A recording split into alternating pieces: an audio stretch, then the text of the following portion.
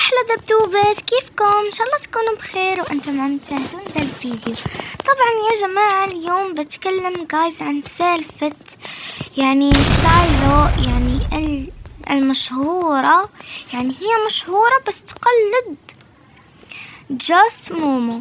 طبعا جايز مدري ليه تقلدها الصراحة، الصراحة هي قناتها حلوة، بس يا جماعة هي تأخذ فيديوهات طبعا الناس، بس دي الأيام صارت تأخذ طبع جاست مومو. طبعا يا جماعة مدري ليه الصراحة، بس جايز هي أصلا جايز تسرق الناس. في بنت كانت مسوية قالت بأنه الدليل هو اللايف، قالت لها سوي لايف علشان اشوفك هل انت ثقة او لا. طبعا يا جماعة قالت لها اوكي. لما جايز كان اللايف مفتوح سرقت البنت.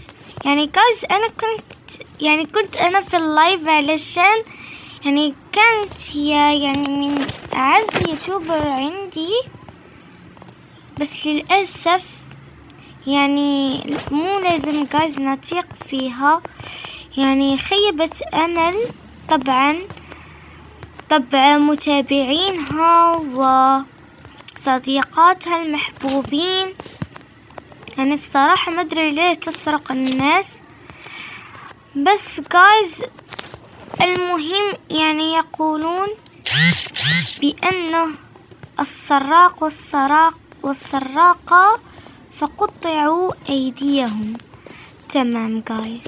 المهم جايز قبل ما نكمل السالفة طبع تايلو روب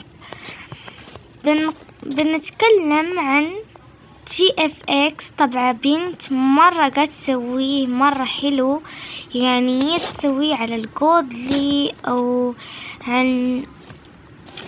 عن يا جماعة شو اسمه، أو عن حيوان في أدوبت مي، أو على 10 روبوكس. الصراحة حلوة الفكرة.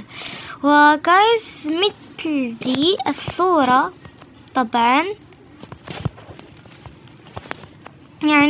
إذا جايز سألتوني عن وجهة نظري عن دي السالفة، الصراحة جايز أقول والله حرام عليها، ليه تسرق فيديوهات البنت، والبنت الصراحة تتعب يا جماعة على الفيديوهات طبعها، بس هي جايز تأخذهم بدم بارد. الصراحة جايز مدري الناس ليه ما يقولون لها، جايز حتى جايز لو يبون يقولون لها الكومنتس، تقفل الكومنتس، هي تعرف بأنها مسوية أشياء اللي مو حلوة، وتعرف بأن الناس بيسبوها.